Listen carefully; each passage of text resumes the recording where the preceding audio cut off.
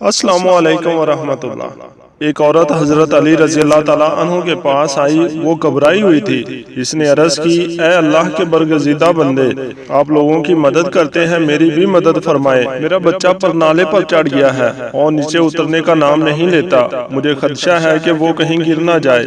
حضرت علی رضی اللہ تعالیٰ عنہ نے فرمایا کہ اس کے کسی ہم عمر بچے کو چھت پر چڑھا دو، ہمارا بچہ پرنالے سے خود بخود اس کے پاس جا پہنچے گا۔ چنانچہ ایسا ہی کیا گیا اور بچہ پرنالے کو چھوڑ کر اس بچے کے پاس جا پہنچا۔ ایسا کیوں کر ممکن ہوا؟ اس کی وجہ یہ ہے کہ جنس اپنے جنس کی جانب مائل ہوتی ہے اور اپنی جنس میں کشش محسوس کرتی ہے۔ یہی وجہ ہے کہ پیغمبر بھی لبادہ بشریت میں تشریف لائے۔ پیغمبر اسلام حضرت محمد صلی اللہ علیہ وسلم نے فرمایا کہ میں بھی تمہارے جیسا انسان ہوں۔ اسلامی لشکر کے ایک سپاہی ہیشم سے روایت ہے کہ جب وہ سفر سے واپس آیا تو اس کی بیوی کے ہاں 6 ماہ کی مدت میں بچے کی پیدائش ہو گئی تھی۔ ہیشم نے اس بچے کو اپنا بیٹا ماننے سے انکار کر دیا۔ آخرکار دونوں میاں بیوی حضرت عمر رضی اللہ تعالیٰ عنہ کی خدمت میں حاضر ہوئے اور اپنا ماجرا ان کو بتایا۔ ہیشم نے کہا کہ 6 ماہ سے زیادہ عرصہ نہیں گزرا کہ میں سفر سے واپس لوٹا ہوں اور اس کے ہاں بچہ پیدا ہو گیا ہے، یہ میرے نطفے سے نہیں ہو سکتا۔ یہ سن کر حضرت عمر رضی اللہ تعالیٰ عنہ نے فرمایا کہ عورت کو سنسار کر دیا جائے۔ حضرت علی رضی اللہ تعالیٰ عنہ نے سنسار کرنے سے پہلے حضرت عمر رضی اللہ تعالیٰ عنہ سے فرمایا کہ یہ عورت اپنے شوہر سے حاملہ ہوئی ہے، اور اس کی دلیل یہ ہے کہ اللہ تعالیٰ نے قرآن کریم میں فرمایا ہے اس کی مدت حمل اور مدت رضع 30 ماہ ہے۔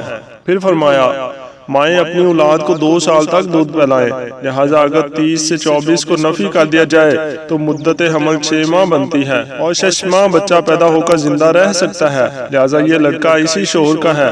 چنانچہ حضرت عمر رضی اللہ تعالیٰ عنہ نے عورت کو رہا کر دیا اور بچے کو باپ کے ساتھ ملا دیا اور اس فیصلے کی بھرپور تحسین فرمائی۔ ایک دن حضرت علی رضی اللہ تعالیٰ عنہ مدینہ کی گلیوں میں چلے جا رہے تھے کہ آپ رضی اللہ تعالیٰ عنہ نے دیکھا کہ کچھ لوگ غیظ و غضب کی حالت میں ایک عورت کو گھسیٹے لیے جا رہے ہیں۔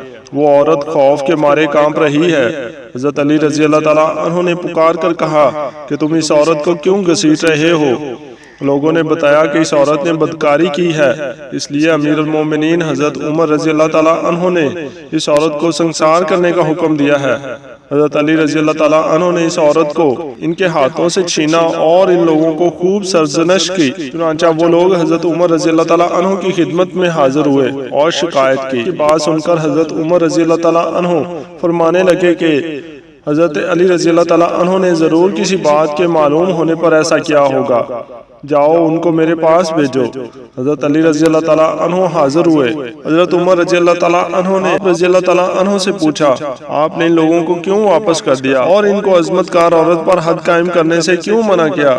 حضرت علی رضی اللہ تعالیٰ عنہ نے کہا کہ اے امیر المومنین، کیا آپ نے رسول اللہ صلی اللہ علیہ وسلم کا یہ ارشاد نہیں سنا کہ آپ صلی اللہ علیہ وسلم نے فرمایا 3 طرح کے لوگوں سے قلم اٹھا لیا گیا، یعنی وہ بے قصور ہے، ایک سونے والا آدمی یہاں تک کہ وہ بیدار ہو جائے، دوسرا نابالغ جب تک کہ وہ بالغ نہ ہو جائے، اور تیسرا گناہ میں مبتلا آدمی جب تک باہوش نہ ہو۔ حضرت عمر رضی اللہ تعالیٰ عنہ نے تبسم فرمایا اور حضرت علی رضی اللہ تعالیٰ عنہ نے کہا کہ اے امیر المومنین، اس عورت کو بھی دیوانہ پن کا دورہ پڑتا ہے، ہو سکتا ہے کہ وہ آدمی اس کے پاس اس حالت میں آیا ہو، اسے دیوانہ پن کا دورہ پڑا ہو۔ یہ سن کر حضرت عمر رضی اللہ تعالیٰ عنہ نے اس عورت کو رہا کر دیا۔ ایک بار 2 کنیزیں ایک لڑکا اور لڑکی میں جھگڑا کرتی ہوئیں حضرت عمر رضی اللہ تعالیٰ عنہ کے پاس آئیں۔ حضرت عمر رضی اللہ تعالیٰ عنہ نے فرمایا حضرت علی رضی اللہ تعالیٰ عنہ کو بلاؤ، اس میں وہ فیصلہ کریں گے۔ جب حضرت علی رضی اللہ تعالیٰ عنہ آئے تو تمام قصہ بیان کیا گیا۔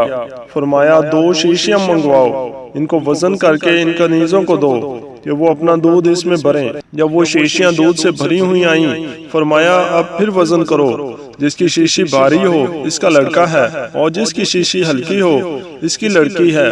حضرت عمر رضی اللہ تعالیٰ عنہ نے پوچھا یہ کیسے فرمایا؟ حضرت علی رضی اللہ تعالیٰ عنہ نے فرمایا اس لیے کہ اللہ تعالیٰ فرماتا ہے مرد کے لیے عورت سے دگنا حصہ ہے۔ قارئین، اس آرٹیکل کے لیے مواد محمد عبداللہ مدنی کی کتاب حضرت علی رضی اللہ تعالیٰ عنہ کے فیصلے سے لیا گیا ہے۔ اور اس کو شائع کرنے کا مقصد تصویر کا دوسرا رخ دکھانا ہے، کیونکہ ہمارے معاشرے میں تقریباً تمام لوگوں کو اس بات کا علم ہے کہ جناب علی رضی اللہ تعالیٰ عنہ ایک بڑے جنگجو تھے جنہوں نے بڑے بڑے سرماؤں کو میدان جنگ میں زیر کیا تھا، لیکن بہت کم لوگوں کو اس بات کا علم ہے کہ آپ رضی اللہ تعالیٰ عنہ نے ایک بہت بڑے پائے کے عالم اور دانشور بھی تھے۔